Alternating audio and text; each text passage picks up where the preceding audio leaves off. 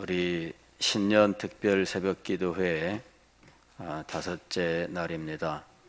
아마 지금쯤이면은 다들 굉장히 힘드실 것 같아요.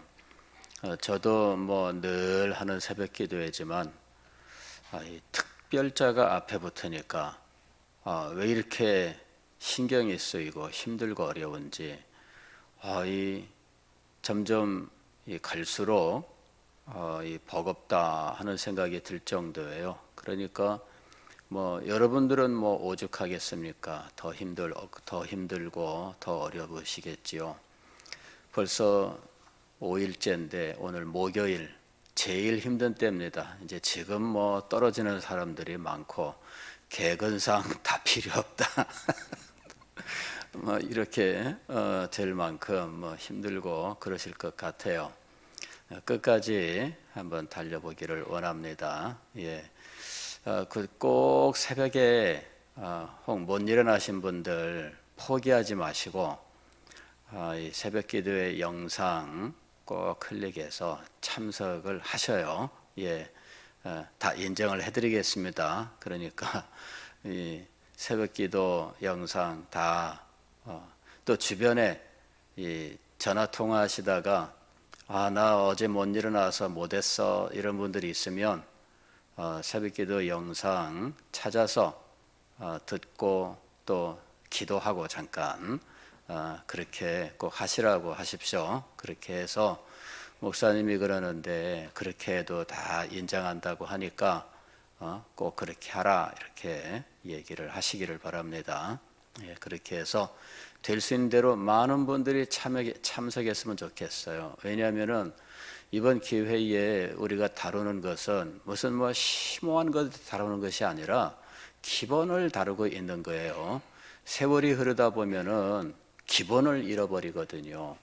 에베소 교회가 왜 책망을 받았느냐 하면 기본을 잃어버렸기 때문에 책망을 받은 거예요. 처음 사랑을 버렸느니라 그랬는데 이게 기본을 버린 거거든요.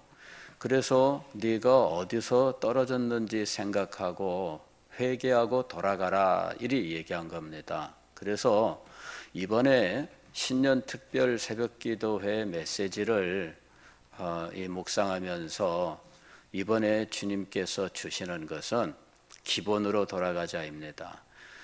제목이 나의 삶을 새롭게 하옵소서인데 새롭게 한다는 말은 전혀 다른 무엇을 말하는 것이 아니라 때가 끼고 또 어디가 깨지고 상하고 문제가 있는 것들을 처음으로 돌린다는 겁니다. 왜? 새로운 것, 새 것 받으면 기분이 좋잖아요. 휴대폰 새로 싹 바꾸면은 기분이 3개월 동안 기분이 좋대요. 이 집을 새로 사면은 1년 동안 기분이 좋대더라고요. 그런데 여러분은 새 생명을 받은 분들이잖아요. 그러면 평생 동안 좋아야 되는데 이상하죠. 새 생명은 평생 동안 가질 않아요. 그래서 이번에 나의 삶을 새롭게 하옵소서는 기본으로 돌아가는 거예요. 참 새 생명을 받고 은혜 가운데 기뻐하고 주님에 대한 사랑이 넘쳐나서 막 충성하던 그때로 돌아가자 그겁니다. 그래서 기본을 다룹니다. 기본 그리스도인의 이 삶의 전 분야들을 한 번씩 생각해 보는 거예요. 그래서 이 모든 부분들을 한번 다 점검해 보는 겁니다. 그래서 여러분들 빠지지 마시고 이 메시지들을 꼭 생각하시되 무슨 남들은 알지 못하는 뭐 새로운 것 이걸 말하는 게 아닙니다. 깨닫지 못하는 어떤 것 그것이 아닙니다. 우리가 알고 있었지만 어느덧 잊어버리고 혹은 어디선가 상실하고 혹은 깨지고 상하고 이렇게 된 부분들을 모두 고치자 하는 것입니다. 오늘 우리가 생각하고자 하는 것은 전도의 삶을 새롭게 하라입니다. 전도의 삶을 새롭게 하라. 새가 있는데 이 새가 울지 않는다면 그건 참 비극이죠. 이 새가 짹짹짹짹 하고 울면 그 얼마나 이 새에게도 그것을 듣는 사람에게도 좋겠어요. 우리가 이제 가령 어디 이 산길을 갈 때 어디선가 이 새들의 울음소리가 들리면 그러면 참 기분이 좋잖아요. 짹짹짹짹짹짹짹 막 그러면은 온 세상이 살아있는 것 같은 생각이 들어요. 그런데 우는 새소리가 들리지 않으면 그러면 그 숲은 생명력이 느껴지지 않는 숲이 되는 거예요. 숲속은 뭐가 있어야 돼요?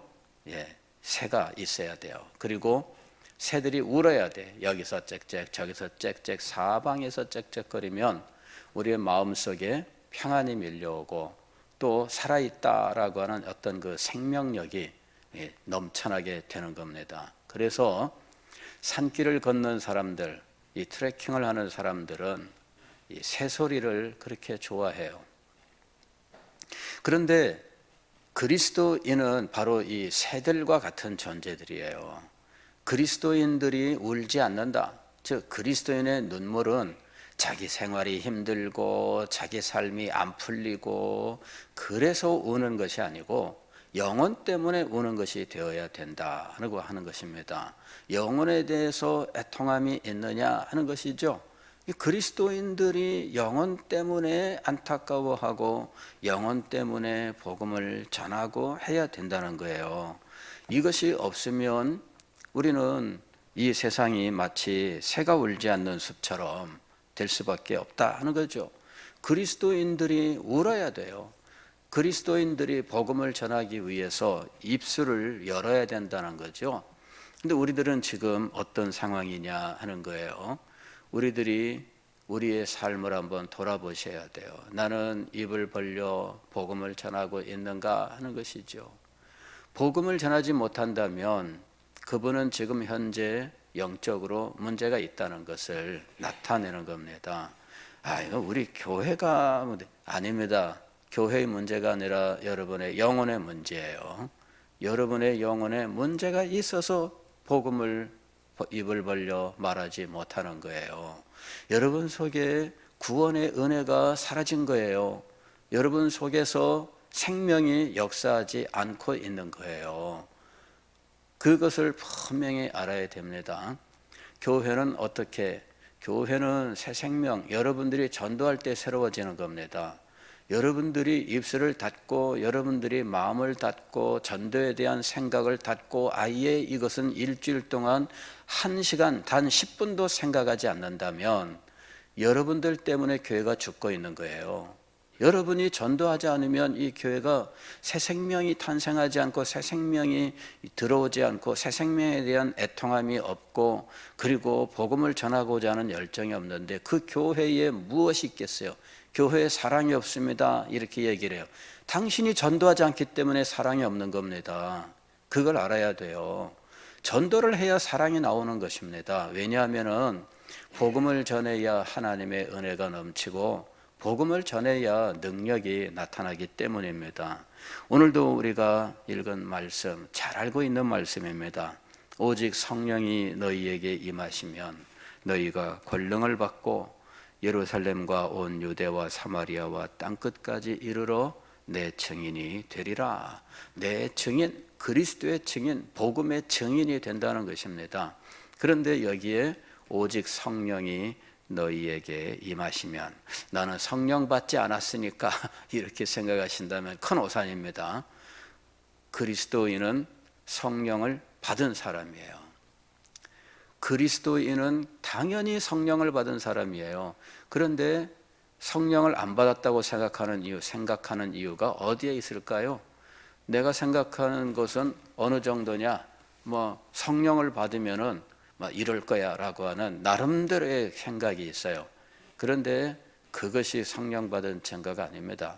여러분 속에 믿음이 있고 여러분 속에 그리스도에 대한 사랑이 있다면 그것은 이미 성령이 여러분에게 역사한 것이고 성령이 너희에게 임한 거예요. 성령이 없으면 그리스도의 사람이 아니다. 로마서 8장에서 사도는 분명히 그리 말씀하고 있습니다.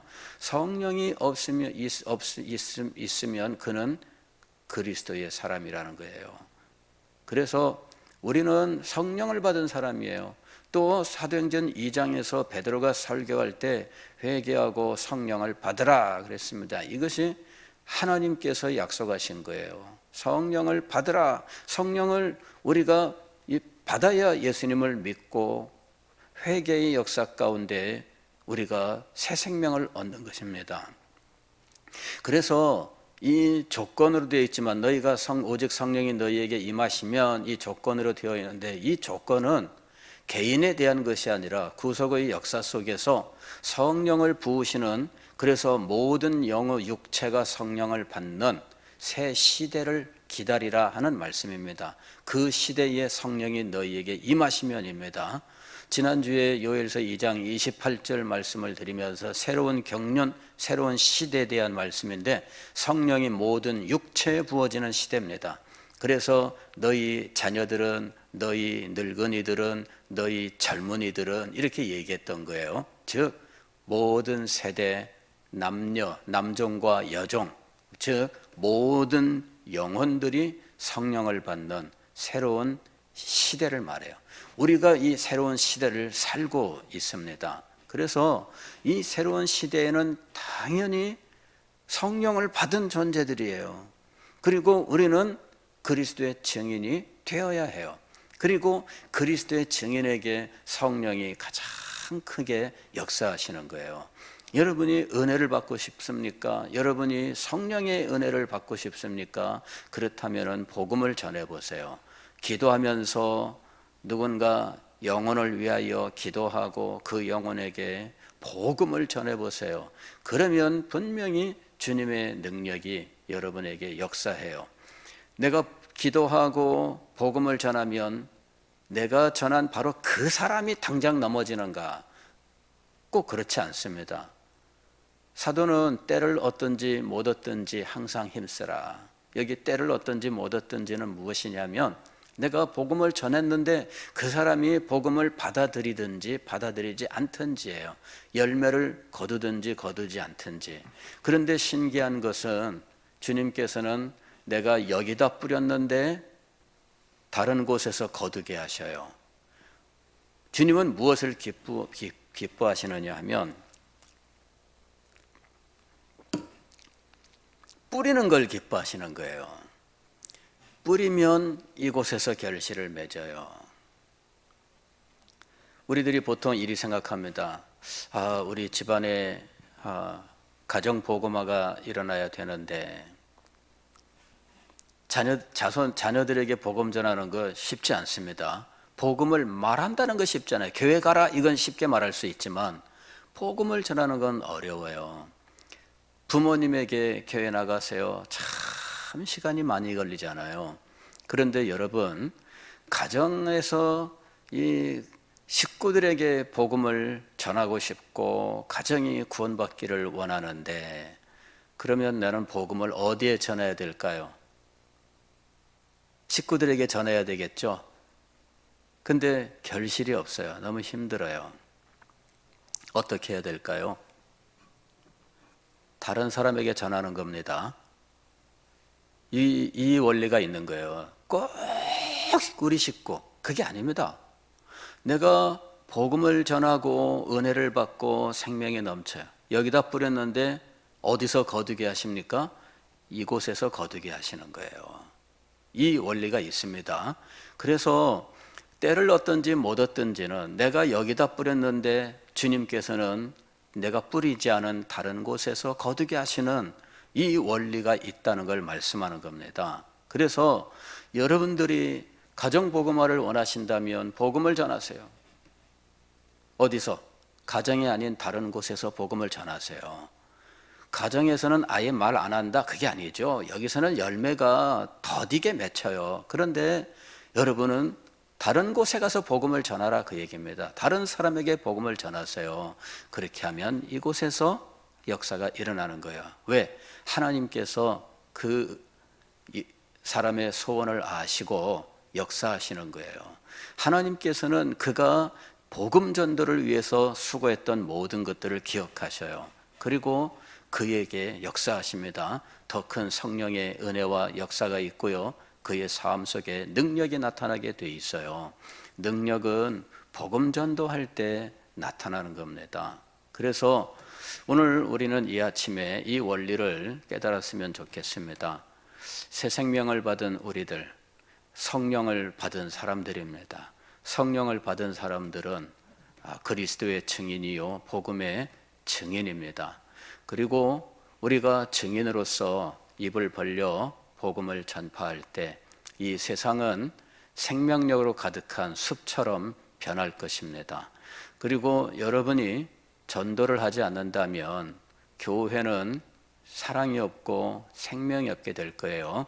우리 교회에 사랑이 없는 것은 여러분들이 전도하지 않기 때문입니다. 원인을 바로 찾아야 돼요. 목사님의 사랑이 없어서가 아니고 여러분에게 전도가 없기 때문에 사랑이 없는 거예요. 전도하는 사람은 사랑이 넘쳐나는 것을 압니다. 분명히 압니다. 전도하지 않기 때문에 사랑을 못 느끼는 거예요. 왜냐하면 사랑은 하나님의 사랑이 넘쳐나는 것이고요. 하나님의 사랑은 복음 안에 나타나 있어요. 복음 전파할 때 하나님의 사랑이 강하게 역사해요. 그래서 사랑이 없는 교회는 전도가 없는 교회입니다. 그리고 이걸 아셔야 돼요. 복음을 전파하면 주님께서는 반드시 거두게 하셔요. 그렇기 때문에 내가 가정 복음화를 원하신다면 당장 가정에서 열매가 없다 할지라도 나는 다른 곳에서 복음을 전해야 돼요. 다른 곳에서 복음을 전하면 주님께서 어디에서 거두게 하셔요? 가정에서 거두게 하십니다. 다른 곳에서 전하지 않는 사람이 가정에서는 구원한다 이런 없습니다. 여러분 찾아보세요. 내가 복음 전하는 삶을 살았더니 우리 가정도 돌아왔습니다. 이런 간증들은 무수히 만날 수 있습니다. 뿌리는데 내가 A라고 하는 밭에 뿌렸는데 하나님은 B라고 하는 밭에서 거두게 하셔요. 왜? 심는 자와 거두는 자가 다른 것. 이것은 하나님의 나라에서는 비일비재한 거예요. 심는 자는 따로 있어요. 물을 주시는 이도 따로 있고요. 자라게 하시는 이는 하나님이셔요. 그래서 꼭 내가 심었으니 내가 거두는 게 아닙니다. 내가 여기서 씨를 뿌렸는데 우리 가족은 다른 곳에서 다른 사람이 씨를 뿌려서 나한테 보내주시는 거예요. 이런 신비한 기적의 역사가 일어나는 것입니다. 그래서 오늘 이 아침에 새롭게 작정하십시오. 나는 복음을 전하는 사람이 되겠습니다. 입을 벌려서 복음을 말하는 사람이 되겠습니다. 그리스도인이 복음을 전할 때 마치 숲속에서 새들의 지저귀이 우리에게 생명력이 충만한 기쁨과 평화, 그리고 요즘 많이 사용되는 말 힐링이란 말이 있잖아요. 힐링. 이것이 일어나는 거예요. 이 세상이 그렇게 변하는 거예요. 이런 놀라운 은혜가 우리에게 새롭게 회복되기를 주의 이름으로 축원합니다. 기도하겠습니다.